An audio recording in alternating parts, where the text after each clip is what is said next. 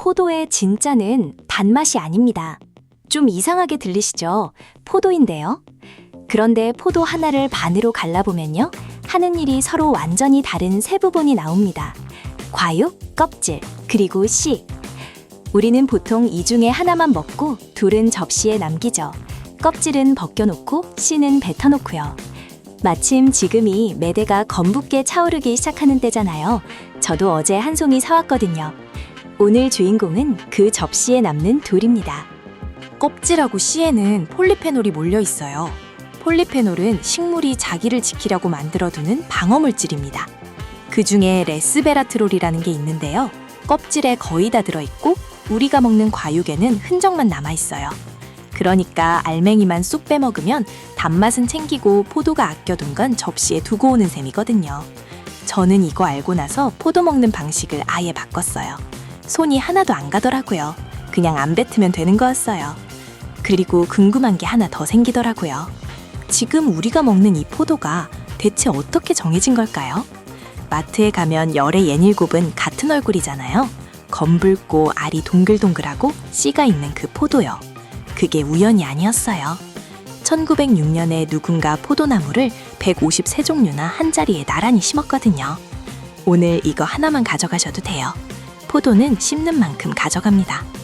1906년 서울 뚝섬 강가 모래땅으로 포도나무 묘목이 줄줄이 들어옵니다.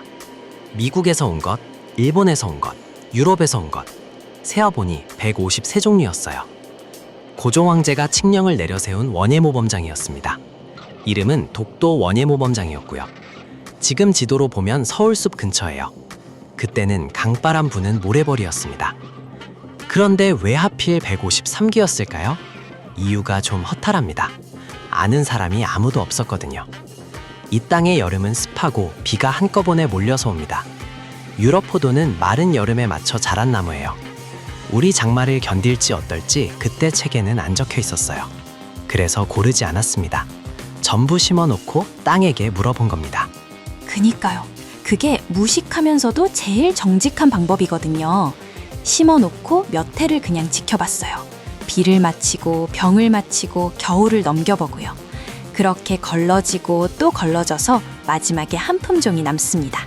캠베럴리. 우리가 지금 포도하면 떠올리는 그 검붉은 포도예요. 알이 아주 굵지도 않고 껍질도 두껍고 씨까지 있어요. 화려한 품종은 아니었습니다. 그런데 이 땅의 장마를 견뎠어요. 딱 그거 하나로 뽑힌 겁니다. 재밌는 건 캠베럴리도 원래 여기 살던 포도가 아니에요. 미국에서 만들어진 품종이거든요. 바다 건너와서 우리 여름을 통과하고 우리 이름표를 달게 된 거죠. 그 뒤로 100년이 넘게 흘렀는데요. 그 사이 새 품종도 계속 들어왔고 요즘은 초록색 포도도 많이들 드시잖아요. 그런데도 여전히 제일 많이 심는 게 캠베럴리예요. 저는 이 대목이 참 좋더라고요. 1906년에 누가 나란히 심어놓고 몇 해를 기다려준 덕분에 오늘 우리가 이걸 먹고 있는 거잖아요. 여기까지 재미있으셨으면 좋아요 하나만 눌러주세요. 큰 힘이 됩니다. 그런데 장마를 견뎠다는 건요. 포도가 자기를 지킬 방법을 이미 갖고 있었다는 뜻이거든요. 그 방법이 바로 아까 접시에 남긴다고 했던 껍질입니다. 껍질은 포도가 입고 있는 갑옷이에요. 포도알은 여름 내내 그 자리에 매달려 있잖아요. 도망도 못 가고요. 떼약볕도 껍질이 받고 벌레도 껍질이 먼저 만나고 곰팡이도 껍질에서 막습니다. 그래서 방어물질을 죄에다 껍질에 쌓아둬요. 안쪽 과육은 씨를 먹여 살릴 당분 창구고요. 역할이 딱 나뉘어 있는 거예요. 껍질은 방패, 과육은 도시락, 씨는 그 도시락을 들고 떠날 주인공. 색깔도 그래서 생깁니다. 그 진한 보라색이 안토시아닌이라는 색소인데요. 강한 빛을 대신 맞아주는 역할을 해요. 흔히 색이 진하면 잘 익은 거라고들 하시잖아요. 순서가 살짝 반대예요. 햇빛을 실컷 받고 그걸 견뎌낸 포도라서 색이 짙어지는 겁니다. 그러니까 그 색은 잘 익었다는 표시가 아니라 버텨냈다는 기록이에요. 그리고 껍질 겉에 뿌옇게 앉은 하얀 가루 보신 적 있으시죠? 그거 먼지 아니에요. 포도가 스스로 만들어 입은 밀랍층입니다. 안쪽 물기가 날아가지 않게 덮어두고 균도 막아주는 옷이에요. 그게 뽀얗게 앉아 있으면 오히려 갓단 포도라는 뜻이고요. 씨도 마찬가지예요. 씨 안에는 프로안토시아니딘이 들어있습니다. 이것도 폴리페놀의 한 종류인데 씨가 상하지 않게 감싸고 있는 성분이거든요. 씨는 포도의 다음 세대잖아요. 제일 단단하게 지켜놓는 게 당연하죠. 그래서 이건 씹어야 나옵니다. 통째로 삼키면 그대로 지나가요. 버텨낸 게 색으로 남는 거라면요. 어디서 버텼느냐가 중요해지잖아요. 그래서 포도는 산지를 봐야 합니다. 자, 여기서부터 같은 품종인데도 맛이 갈리는 이유가 나와요. 우리나라 포도밭은 절반 넘게 경북에 있습니다. 824헥타르, 전국의 56%예요. 김천, 상주, 영천, 경산이 줄줄이 포도 동네고요. 충북 영동은 조금 다른 방식으로 유명해요. 2200헥타르에서 1년에 3만 3천 톤이 나오는데 전국에서 유일한 포도 와인 특구입니다. 영동이 왜 포도 동네가 됐냐면요. 소백산맥 자락에 앉은 분지라서 낮에는 볕이 그대로 내리꽂히고 밤에는 상그늘로 확 식어요. 이 낮밤 온도차가 포도를 달게 만듭니다. 낮에 열심히 당을 만들어두고 밤에 서늘하면 그 당을 덜 써버리거든요. 그래서 알 안에 그대로 쌓여요. 그럼 같은 캔베럴리를 심어도 왜 맛이 다를까요? 산지에서 농사짓는 분들은 세 가지를 말씀하세요. 첫 번째는 나무 나이예요. 2년생 나무에 달린 포도는 알이 부실합니다. 4년은 지나야 나무에 힘이 붙어요. 한 분이 이렇게 말씀하시더라고요. 나무가 힘이 있어야 좋은 물건이 나온다고요. 두 번째는 날수입니다.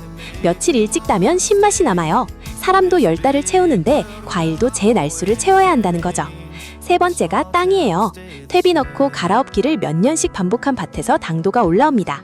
잘 지은 포도는 당도가 16에서 19브릭스까지 나와요. 그리고 이건 좀 웃긴데 농부님들은 지나가다 한 알 따드시고 아세요. 내 입에 달면 16, 재보면 18이라고요. 그래서 저는 영동이 재밌더라고요. 포도 사러 갔다가 하루가 통째로 없어지는 동네거든요. 일단 와인 터널이 있어요. 420m짜리 굴 안에 지역 농가에서 만든 와인이 쭉 놓여있고 시음도 하고 체험도 합니다. 한여름에 들어가면 시원해요. 거기서 조금만 나가면 원류봉이에요. 달이 머무는 봉우리라는 뜻인데요. 초강천 물 위에 달빛이 비치는 게 하도 좋아서 한천팔경 중에 으뜸으로 칩니다. 그리고 난계 국악박물관이 있어요. 조선 3대 악성으로 꼽히는 박연이 영동 사람이거든요. 입장료가 2,000원입니다. 동선도 어렵지 않아요. 와인터널에서 시음 한잔하고 원류봉 물가에서 좀 쉬다가 국악박물관으로 넘어가면 딱 하루예요. 가실 거면 9월을 노리세요. 포도축제가 열리거든요. 올해로 20회째고 이어서 와인축제까지 붙습니다. 포도 사러 갔다가 달 보고 국악 듣고 오는 동네예요. 그렇게 잘 익은 포도를 한 송이 사왔다고 치고요. 이제 이게 우리 몸에 들어가서 뭘 하는지 볼 차례잖아요. 이 부분이 오늘 제일 중요해요. 왜 껍질까지 씹으라고 하는지가 여기서 나오거든요. 숫자부터 하나 놓고 갈게요. 1.48입니다. 포도 폴리페놀을 꾸준히 먹은 성인들에서 수축기 혈압이 1.48mm 수은주 내려갔습니다. 여러 무작위 대조 시험을 모아서 분석한 결과예요. 숫자만 보면 작아 보이시죠? 그런데 이게 뭘 따로 챙겨 먹어서가 아니라 과일을 먹어서 나온 변화거든요. 어떻게 그렇게 되냐면요. 폴리페놀이 혈관 안쪽 벽을 자극하면 일산화질소가 나옵니다. 혈관을 느슨하게 풀어주라는 신호예요. 길이 넓어지면 미는 힘이 벌들죠. 기억 쪽 연구도 있어요. 중장년 성인들이 포도주스를 12주에서 16주 정도 매일 마셨더니 단어를 외우고 다시 떠올리는 과제에서 점수가 올라갔습니다. 그리고 여름에 특히 반가운 게 하나 있는데요. 하루에 포도 3인분 정도를 2주 먹은 다음에 자외선을 쬐어봤더니 피부가 붉어지는 정도가 줄었어요. 몸 안쪽에서 방어 유전자가 켜진 겁니다. 다만 이건 솔직하게 말씀드릴게요. 참가자 전원이 그런 건 아니었어요. 반응이 뚜렷하게 나온 사람들이 따로 있었습니다. 포도가 자외선 차단제를 대신한다는 얘기는 아니에요. 안에서 한 겹 거들어준다는 정도요. 자, 여기서 제일 많이 물어보시는 걸 짚고 갈게요. 포도 이렇게 단데 좀 부담되지 않냐고요. 100g에 60에서 69칼로리입니다. 그리고 그 100g 중에 82g이 물이에요. 혈당 지수는 46이고요. 단맛에 비하면 숫자가 꽤 얌전하죠. 그런데 지금 말씀드린 이 수치들이요. 전부 껍질하고 씨를 같이 먹었을 때 나온 겁니다. 그래서 마지막에 방법이 남아요. 저 사실 껍질 먹는 거 되게 싫어했거든요. 떨고 입에 계속 남고요. 그런데 방법을 알고 나니까 완전히 편해졌어요. 오늘 두 가지 알려드릴게요. 씻는 법 하나, 마시는 법 하나요. 먼저 씻는 법입니다. 여기서 제일 많이 걸리는 게 농약이잖아요. 요즘 쓰는 농약은 대부분 물에 잘 녹게 만들어져 있어요. 비에 쉽게 내려가야 하니까요. 그래서 제대로만 씻으면 껍질째 드셔도 됩니다. 포도송이에 베이킹소다나 밀가루를 골고루 뿌리세요. 그 상태로 물에 5분 담가둡니다. 그 다음 흐르는 물에 헹구시면 가루가 이물질을 끌고 나와요. 여기서 하나만 더요. 알을 미리 뜯어놓고 씻지 마세요.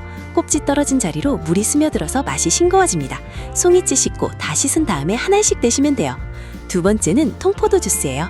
씻은 포도를 껍질이랑 씨까지 그대로 믹서에 넣고 물은 아주 조금만 넣어서 갈아주세요. 잘 갈리는 믹서면 물 없이 하셔도 됩니다. 색이 진한 포도로 하시면 빛깔이 정말 곱게 나와요. 여기서 중요한 게 하나 있어요. 끓이지 마세요. 즙을 내서 끓여두면 오래 두고 드실 수 있으니까 그렇게들 많이 하시는데요. 레스베라트롤을 열에 약합니다. 애써 챙긴 걸 데워서 날려보내는 셈이에요. 갈아 놓으면 좀 떫고 입안이 까슬까슬해요. 그게 껍질이랑 씨가 그대로 들어갔다는 신호입니다. 처음에 제가 포도의 진짜는 단맛이 아니라고 했잖아요. 단맛은 사실 포도가 내건 미끼예요. 새가 먹고 멀리 날아가서 씨를 떨어뜨려 달라고요. 그러니까 우리는 그동안 미끼만 야무지게 받아먹고 있었던 거죠. 껍질에는 레스베라트롤, 씨에는 프로안토시아니딘, 그리고 그 진한 색은 여름을 버텨낸 기록이었고요. 1906년 뚝섬에서 누가 153그루를 나란히 심어놓고 기다려준 것도 결국 이 한 송이 때문이었잖아요. 그러니까 이번 주말에 포도 한 송이 사시면요. 밀가루 뿌려서 5분만 담갔다가 그냥 통째로 한번 씹어보세요. 처음엔 좀 까슬할 거예요. 3알쯤 지나면 익숙해집니다. 포도는 씹는 만큼 가져갑니다.